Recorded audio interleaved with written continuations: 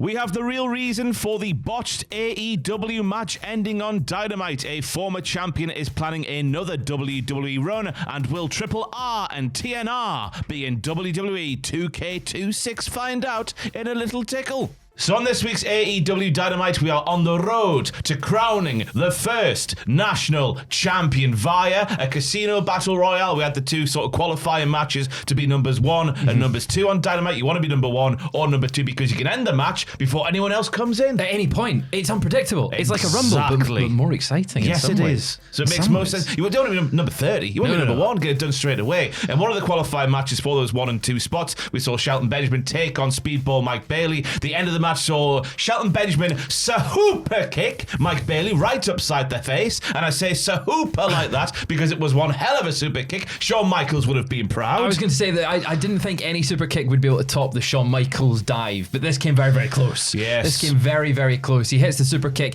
He does a full backflip shooting star press in from the super kick, but it kind of threw the ending off a little bit. It made the ending a little bit awkward because it looked like he didn't kick out. No. But then he did, the match continued. The ref continued to the match and was like, no, his shoulder's up. His shoulder's up. Referee Paul Turner apparently saw Mike Bailey put his shoulder up when no one else in the world, even with, X-ray vision and all that kind of stuff. High definition is a new craze I've heard.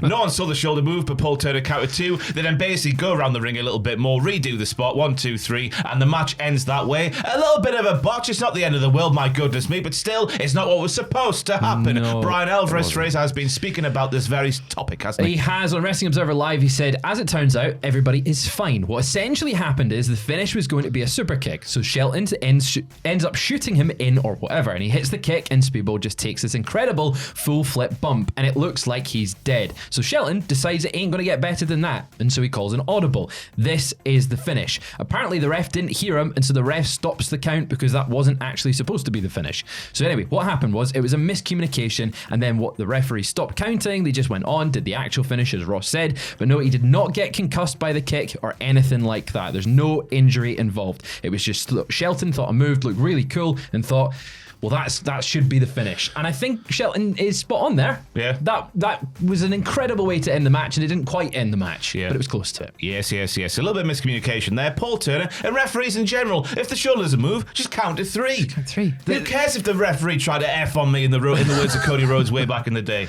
I understand the rule of you should just count the 3, and there'll be some instances where the referee will obviously be like, well, actually, that's quite important.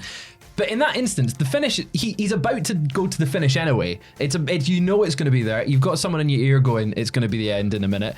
Just count the 3. Yeah. That makes no difference. The same result. The most important thing is, though, the Speedball is okay, because it would have been obviously worries, because it was that one hell of a bump to take, one hell of a super kick to take on the chin as well. My goodness me. He's fine. A shoot super kick. My goodness me. I'll be kicking upside my own head in a few weeks' time because it's the Christmas season, and the Christmas season means one thing, and that is cheese. Cheese leads us on to our second story of the day, because Brie Mode might be reigning terrifyingly in the WWE once again. Nikki and Brie have been speaking about a prospective run in the company for Brie Bella heading into 2026. What the hell have the ladies been saying, I'm Fraser? really embarrassed that took me so long to get there. That was fantastic. Speaking on the Nikki and Brie show, Brie says she feels like she's one last run in her. She says, I think there's definitely one last run in me. I'm at the age, I'm strong, and I think it's because I'm working out so hard and I'm feeling good. But there's for sure a last run in me. Whatever it may take, whatever it may be, I hope it's with you. Talking about her sister Nikki. Wherever that is at, who knows? Whether it's one night or 200 nights, we'll see. She's been training with Bryan Danielson, so she's probably ready to get in the ring again. Yeah. He's quite a good wrestler, and he's passed on that knowledge to Brie. It'll be fun to see her back. Apart from the music. I mean, there's obviously an audience. The Bella Army are strong, Fraser. I'm not going to deny that the Bella Army aren't out there in force, but I could not give 2 hoots if Brie Bella came back or not, because Nikki Bella's run so far has been the very definition of meh. Meh is a good way to put it. Yeah, I feel like though we were being positioned for a Bella Twins run at the start, and then Brie didn't come back. So maybe at some point, maybe going at the run to WrestleMania, you could see a Rumble return, and then a team. I mean, you would get a spoiler on the Rumble return with it being in Saudi Arabia, so we'd know if Brie was going out there in advance. But maybe it would just be a meh run. Maybe it would be. It probably makes most of it, because I don't think Nikki Bella's going to beat Stephanie Vicui, as she called her that time, for the Women's World Championship. That just shouldn't happen anyway, because Stephanie is far better in all facets of professional wrestling than Nikki Bella. With all due respect, Nikki Bella's 2015 run was fantastic. Always need caveat comments on Nikki Bella with that. But 2015 was 10 years ago. It was 10 years ago. So maybe a tag team run with Brie in the women's tag team scene, get some more eyes on that. I guess that makes most sense. It's one way to do it if she wants another run in the company. So there we go. One potential return is happening. What about a potential return to AEW for one aged superstar called Chris Jericho? All signs seem to be pointing at Chris Jericho going back to the WWE, going into the Royal Rumble, potentially in Saudi Arabia, going on a retirement run, getting the Hall of Fame, all the bells and whistles. I think that makes most sense for both sides. But Tony Khan has been speaking with Adam's Apple. Adam's Apple, indeed. He was approached on the street by Adam's Apple and was asked a couple questions. One of them about Chris Jericho. He says, I would say that absolutely I'd love if Chris Jericho, his final match is eventually, wherever Chris Jericho would want to hang it up, we're in AEW. But I don't think Chris is really near that point. He's had a great run with us. He continues to be a big part of AEW, and I love Chris in and out of the ring. I don't see Chris Jericho popping back up on AEW anytime soon. Yeah, it just doesn't make any sense for AEW as a whole. He served a fantastic purpose in the first few years of the company. I think if Chris Jericho retired 3 years ago, we'd be speaking about him very differently here in 2025, because the last 2 or 3 years of his run in AEW were absolutely pish, in my humble opinion. They were pish. So going back to the WWE, getting that nostalgic sort of retirement-ish run, if you want, just play the hits on the way out kind of deal. I think that's what he should do. Although I don't think the ego of Jericho will allow that to happen. Well, that's the thing. Yeah, it'll be portrayed as a retirement run that he's coming back to get all the hits, and then he'll go back to AEW in 4 years when the next contract offer comes along. I'm scared of what a Chris Jericho WWE run would be at this point. No, he wouldn't get away with what he was getting away with in AEW and WWE. There's too many rungs to go up the ladder, so to speak. Yeah. Whereas he goes to Tony Khan, and Tony's like, yes, Chris, yes. That's a great idea. That's a great idea, Chris. I mean, he does say he loves him in and out of the ring. Yeah. So he might not get that treatment in WWE. So AEW, the the WBD sale rumours are not going anywhere, are they, Fraser?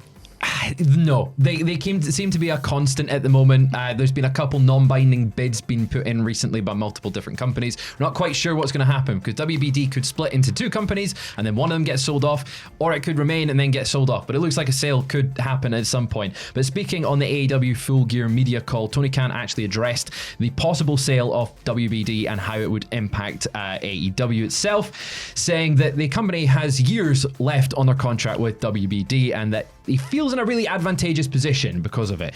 He continues by saying that AEW has the support of the current WBD management and feels optimistic about the future.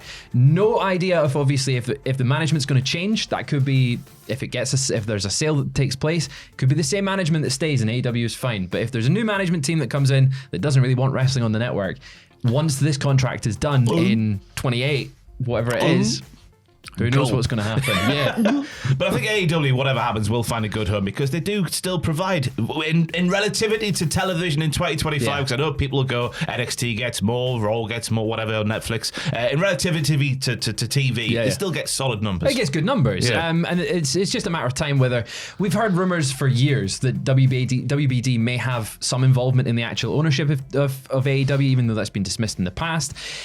They could actually be like, well, let's keep it on, even if it's getting good ratings, and we've got an actual... I mean, they've got 2 belts named after their channels. They'd have to go. They'd have to go. They need more belts. They'd have to replace them. They've not got enough. We end with 2K26 news, 2K26, the video game, the WWE one. We live in a world now where NXT is basically 4 brands in one. You've got NXT, you've got AAA, you've got TNA, you've got Evolve. There's the 4 of them.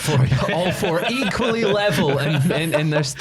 And this has obviously led to people questioning whether superstars from the likes of AAA and obviously TNA, could they be in the new video game when it comes out next year? Sean Ross Sapp has been speaking about this, and he says there's a chance. Yeah, during the Fightful Select Q&A, said there's a significant chance top or marketable AAA talent will be added to WWE 2K26, and would be very surprised if AAA's titles and venues were not included.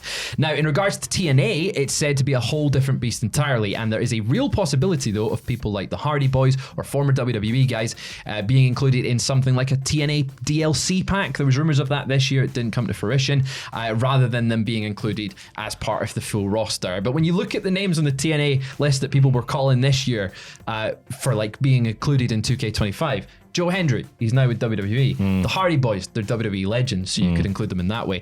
Nick Nemeth, he's just popped up as Dolph Ziggler. Matt Cardona, he's just popped up as Zack Ryder. So it will feel not quite, if there's a TNA pack, it won't quite feel like it's TNA. It's just, here's the WWE guys. But they're signed to a different company right now. It'll be those lads you mentioned there and Mr. Iguana, and that'll be it. Yeah, that's all you need. That's all you need.